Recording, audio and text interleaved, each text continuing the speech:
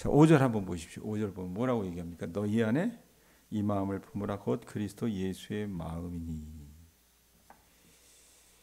신앙생활하면서 여러분 그리스도인이 흠모하고 따라야 할 마음은 누구의 마음입니까? 말씀에 있는 것처럼 그리스도 예수의 마음입니다. 이 그리스도 예수의 마음 이야기할 때 이 마음은 생각을 뜻하는데 우리의 생각이 어때요? 예수님 생각과 같아야 하고 우리의 태도가 예수님의 태도와 같아야 한다는 의미를 바울이 이야기하고 있다는 얘기입니다. 주님의 마음, 주님의 태도를 본받는 것은 여러분 우리는 어떻게 하면 그럼 예수님을 본받을까? 내가 주님을 위해서 무엇을 할까? 내가 힘쓰고 애써서 어떤 거대한 업적을 드러낼까? 이런 것들로 나타나지 않는다는 얘기예요. 오히려 말씀해 보면 우리 주님은 어떻게 하셨냐? 버리셨습니다. 자기가 마땅히 취할 수 있는 유익을 버리셨다고 말입니다. 우리도 그러하다는 얘기예요. 바울이 자신이 그토록 본받기 원했던 예수님이 어떤 분이셨는지를 이야기를 해요. 그 예수의 마음은 어떤 마음이냐?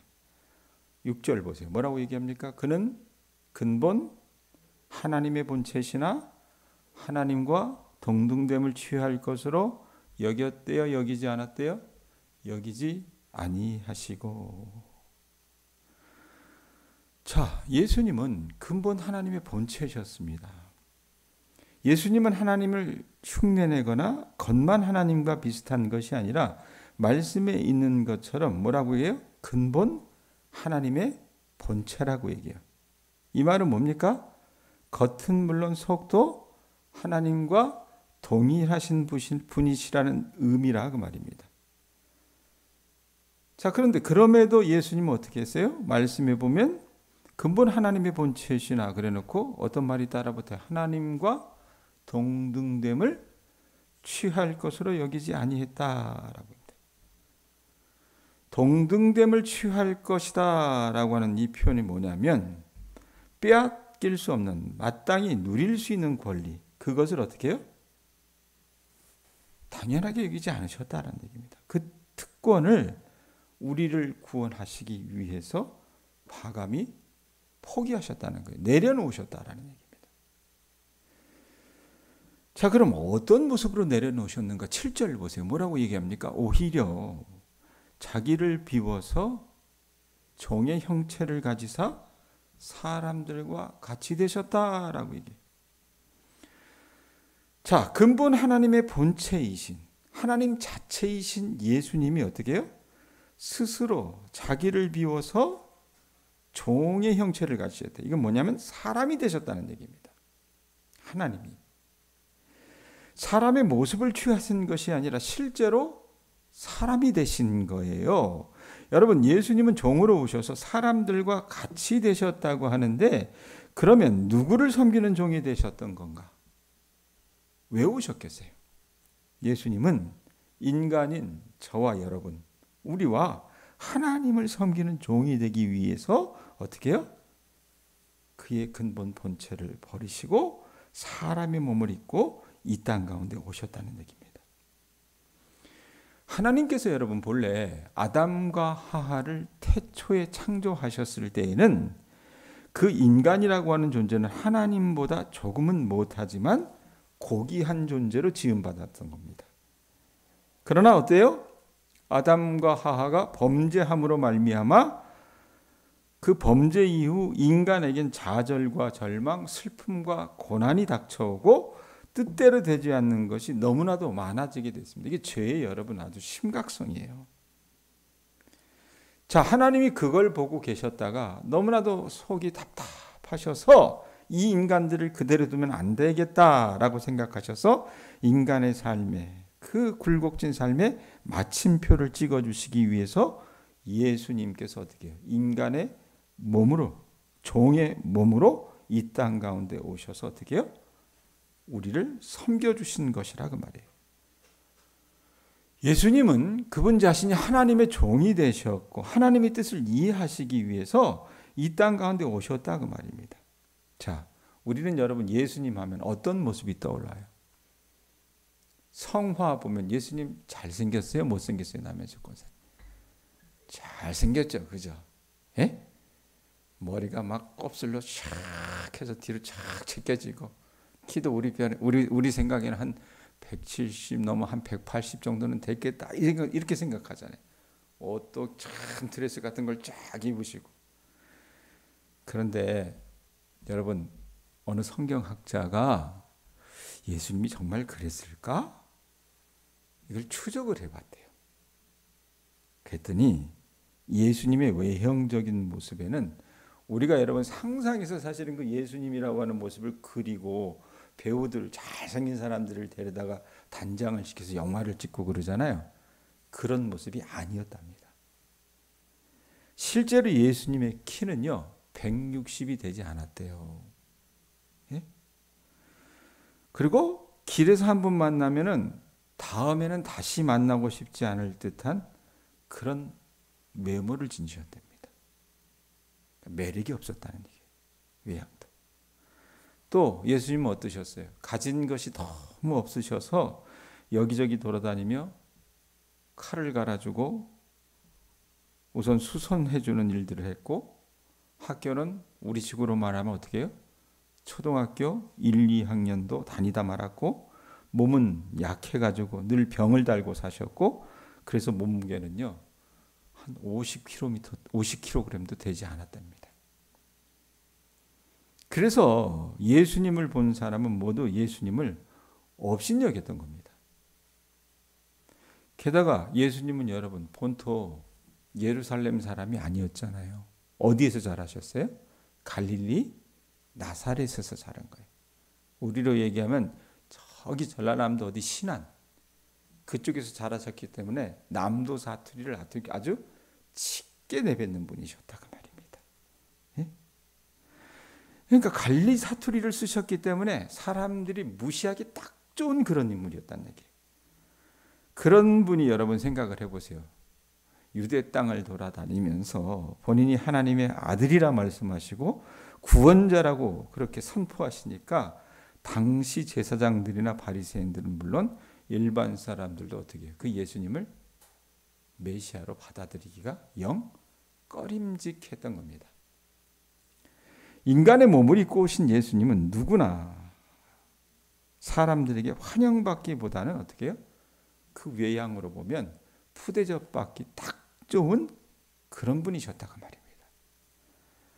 자, 그런데 주님은 초라한 모습으로 오셔서 하신 일이 뭐예요? 이 땅에 오셔서 하신 일이 뭡니까? 고통의 길을 가셨습니다. 그것이 바로 하나님께서 예수님에게 맡기셨던 종의 길이었기 때문에 그렇습니다. 그래서 7절 다시 보세요. 뭐라고 얘기합니까? 오히려 자기를 비워서 어떻게 했대요? 종의 형체를 가지셨다라고 얘기를 하는 거예요. 예수님이 종의 형체로 오셨기 때문에 여러분 우리가 겪는 아픔과 고난을 겪지 않으신 것이 없어요. 주님은요 마구간에서 태어나셔서 구유에 누우셨습니다. 말구유에. 그래서 예수님은 가난한 사람들의 마음을 누구보다 잘 아셨다고 말입니다. 또 예수님의 직업이 목수셨어요. 그랬기 때문에 현대를 사는 직장인들의 그 고단한 직장 생활에 대해서도 누구보다 잘 이해하시는 분이셨다는 얘기예요. 예수님도 피곤에 지치셔서 여러분 태풍이 치는 배 위에서도 깊은 잠이 드신 경험이 있기 때문에 여러분 우리의 피곤함을 아세요 모르세요? 아신다고 말입니다. 예수님은 머리 둘 곳이 없어서 늘 노숙을 하셨기 때문에 집 없는 사람의 서름을 누구보다 잘 이해하십니다. 또한 주님도 우셨기 때문에 깊은 밤 잠 못 이루고 밤을 새우는 사람들의 눈물을 닦아주실 수 있는 분이라고 말입니다. 십자가에서 온몸이 마비되는 경험을 하셨기 때문에 장애인의 마음도 아시고 인생이 못 박힌 것 같아서 아무것도 할 수 없고 오직 하늘만 바라보는 그런 사람들을 어떻게 해요?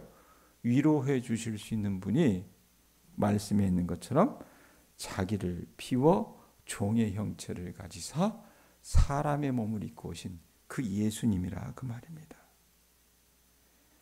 그것이 종의 형체까지 내려오신 예수님의 모습이라고 말이에요. 그러고 나서 8절에 뭐라고 얘기해요? 사람의 모양으로 나타나사 자기를 낮추시고 뭐 하셨대요? 죽기까지 복종하셨으니 곧 십자가에 어떻게 하셨습니까? 죽으셨다라고 얘기합니다. 예수님께서는요, 저와 여러분에게 영원한 생명을 가져다 주시기 위해서 십자가에 달려 죽으셨지만 사람들은 십자가에 매달려 처형당하는 예수님을 어떻게 봤습니까? 한낱 비웃음거리로만 봤습니다. 조롱거리로만 생각했어요.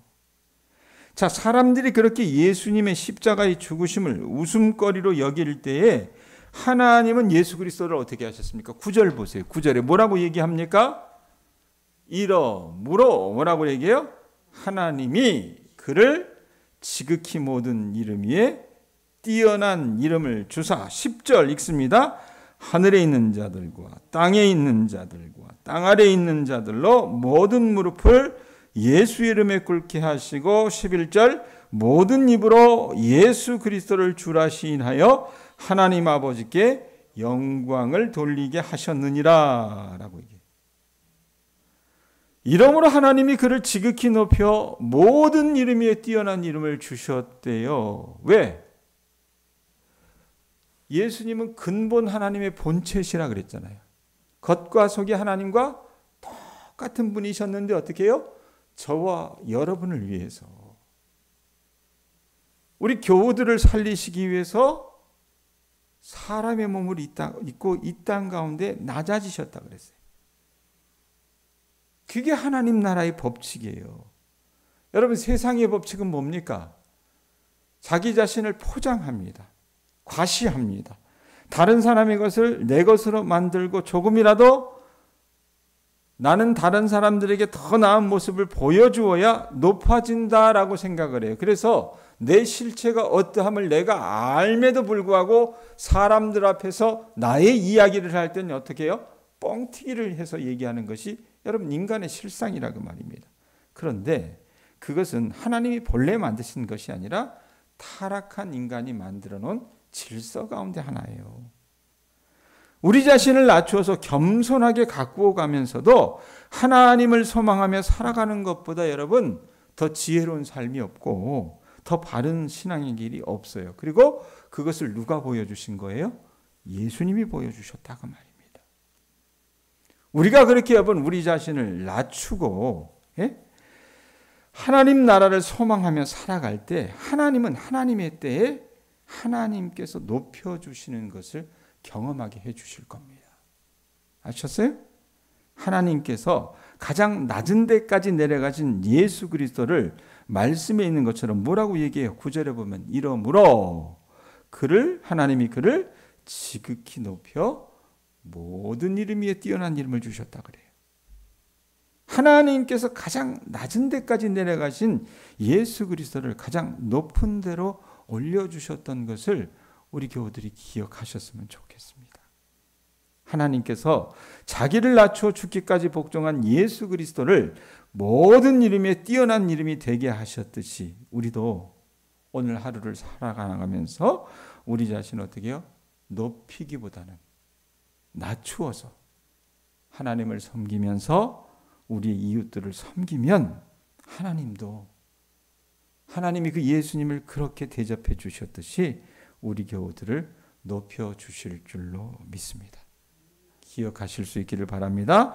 낮추는 것이 우리의 일이요 높이시는 것은 하나님께서 행해 주시는 것이라는 것을 깨닫고 오늘 하루도 섬기는 삶을 살아나가실 수 있는 주의 자녀들 되실 수 있기를 바랍니다. 기도하겠습니다.